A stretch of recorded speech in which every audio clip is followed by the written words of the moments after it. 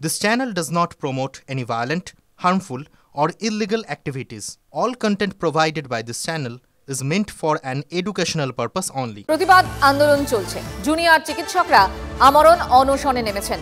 এদিকে আন্দোলনের তীব্রতা বাড়িয়ে 12 ঘন্টার প্রতীকী অনশনে অন্য মেডিকেল কলেজগুলিও। আরজিকর, এনআরএস, সাগর দত্তের প্রতিবাদ মঞ্চ থেকে 12 ঘন্টায় অনশনে জুনিয়র চিকিৎসকদের একাংশ।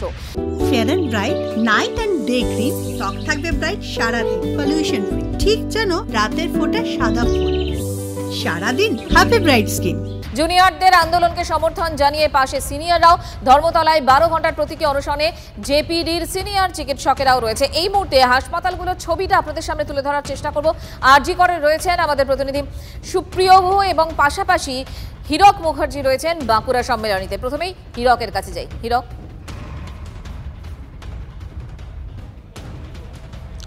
দেখো, তিলোত্তমার বিচারের দাবিতে গত 2 মাসেরও বেশি সময় ধরে সারা রাজ্যের মেডিকেল কলেজগুলির পাশাপাশি বাঁকুড়া সম্মেলনী মেডিকেল কলেজ হাসপাতালের যারা জুনিয়র চিকিৎসক তারা আন্দোলন চালিয়ে যাচ্ছেন। এই যে অবস্থান মঞ্চ তুমি দেখতে পাচ্ছ, এই অবস্থান মঞ্চেই তারা 2 মাসেরও বেশি সময় ধরে বিভিন্ন সময়ে তারা বসে রয়েছেন। কখনো কর্মবিরতি করেছেন, কখনো তারা স্লোগান শাউটিং করেছেন এবং আজকে একেবারে পুজোর মুখে, আজকে পঞ্চমী, সেই পুজোর মুখেই কিন্তু সেই আন্দোলন একটা অন্য মাত্রা পেল।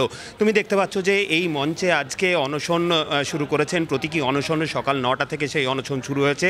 জুনিয়র চিকিৎসকদের মধ্যে একটা বড় অংশ তারা কিন্তু এই অনশনে যোগ দিয়েছেন। তাদের যেটা দাবি যে শুধু তিলোত্তমা নয়, সারা রাজ্যেই একের পর এক নারী নির্যাতনের ঘটনা ঘটে চলেছে।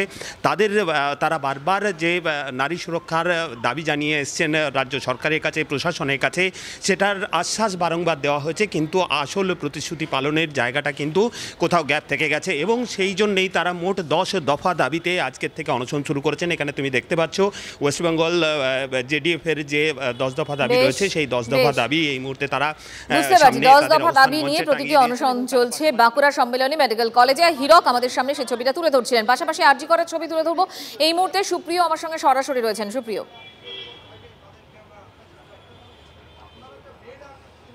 মঞ্জিরা, দেখো, এই আরজিকর মেডিকেল কলেজ ও হাসপাতালের যে অবস্থান মঞ্চ, যেখান থেকে তারা আন্দোলনের সুর চড়িয়েছিলেন, সেই অবস্থান মঞ্চে কিন্তু এবার প্রতীকী অনশন শুরু হয়েছে। ধর্মতলাতে ইতিমধ্যে প্রায় 61 ঘন্টারও বেশি সময় ধরে যে আমরণ অনশন চলছে, 4 জন জুনিয়র ডাক্তার সেখানে রয়েছেন।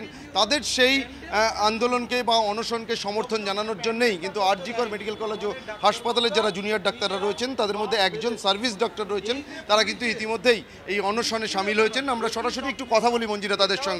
আপনারা এই যে দাবিতে আজকে একদিকে ধর্মতলায় চলছে আমরণ অনশন, তার পাশাপাশি আপনারাও এই আরজিকরে অনশন শুরু করলেন, প্রতীকী অনশন আজকে 12 ঘন্টা চলবে। তার পরবর্তীতে এই প্রতীকী অনশন আমাদের রোজই চলবে যতদিন ওখানে অনশন চলে, কারণ আমরা মনে করি যারা ওখানে নিজের জীবন বাঁচিয়ে রেখেছে তাদের প্রতি সরকার নিজের দায়বদ্ধতা দেখাক না দেখাক, তারা তো আমাদের নিজেদের লোক, তাদের প্রতি আমাদের কিছু দায়বদ্ধতা আছে এবং তাদের শারীরিক অবস্থায় ক্রমাগত অবনতি হচ্ছে।